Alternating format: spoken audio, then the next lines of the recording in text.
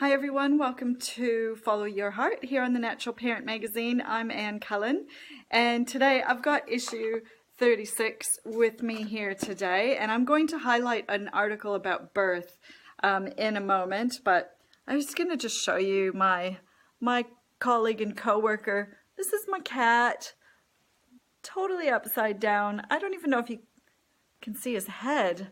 But that's what's behind me. If you see anything moving, that's him. So, so this article, Gabriel Shannon is a yoga instructor up in Auckland, New Zealand, and she's written an article for us. We tried everything when birth doesn't go to plan. Gorgeous picture. Here's her article. And I'm highlighting this. I actually just talked a few weeks ago about my own birth experience, and we talked about a different way to experience C-sections. And I'm doing this article because it really resonated with so many of you. And there's that article.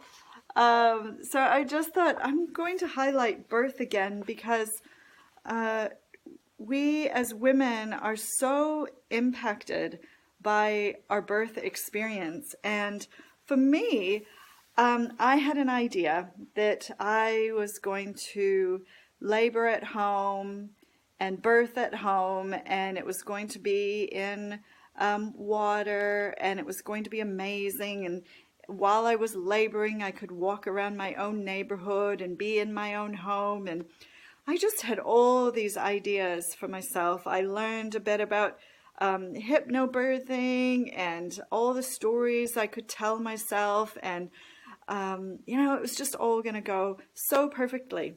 We did, however, go to the hospital for a little tour, but I remember kind of going, well, I'm here, but I'm not going to need to be in the hospital, so I don't really know why I'm here. Well, as it turned out, I had a C-section, and I did have to stay in the hospital, and my birth experience wasn't at all what I thought it would be or hoped it would be. And afterwards, I was quite upset about a lot of things, and I felt like my body had failed me, and that this is something that's natural and I was supposed to be able to do it, and I couldn't. Now, luckily for me, breastfeeding, although it got off to a bit of a rocky start, it did happen for us, and at least I made that work, is kind of what I used to tell myself. And so I thought, well, I couldn't do that thing, but I could do this. And it's so interesting, the stories we tell ourselves, isn't it? And this is probably true if there are people out there listening who struggled to get pregnant or are still struggling to get pregnant. All the stories you're telling yourself about your body, we just aren't very kind to ourselves often. And so I love this discussion, and I think we need to keep having it about birth. And I love hearing beautiful, wonderful birth experiences as well. And I want those of you who have had the most glorious, fantastic, fabulous birth experiences to share your experiences, to help give us women hope and confidence and, feel joy around birth instead of, fear and, worry and all the other things we can feel. And I want those of us who had a birth experience that didn't quite go to plan, that didn't turn out in the most positive way or whatever it was, I want us to be able to let it go.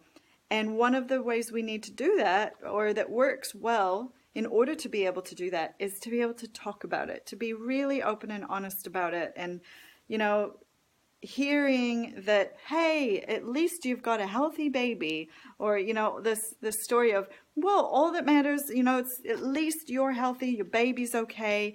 That's a good outcome. And, you know, it doesn't feel good to hear that. Yes, I was blessed with a healthy baby, and I was okay, and we recovered fine. At the end of the day, that is a good outcome and something to be grateful and happy about.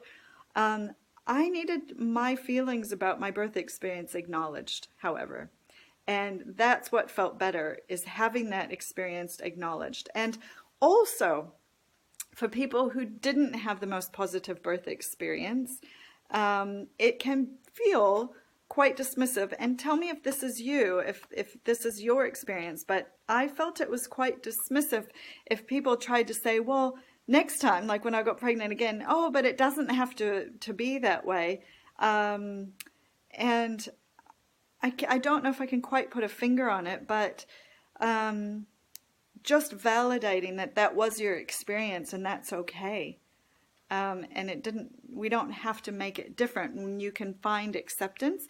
Because for me, that's actually what the most traumatic part of my birth experience was not the actual birth experience, but what I told myself about it, what I believed about my body because of it. So yeah, it's interesting. And I'm going to keep talking about this, and it's really helping me to read your stories. I am so honored to have women writing in and telling me their birth experience. And it just makes this all worth it. So thank you so much for taking the time to do that. Go and check out issue number 36. You can get this in supermarkets in New Zealand, newsagents in Australia. You can order your subscription online. Fabulous magazine. Those of you, everyone in New Zealand, gets a free copy of This Too Shall Pass, this cute little book. Yeah, we're in this together. It's okay to ask for help. So love this little book. So go and get yours today, and I'll be answering your questions tomorrow. Thanks everyone for tuning in. Bye.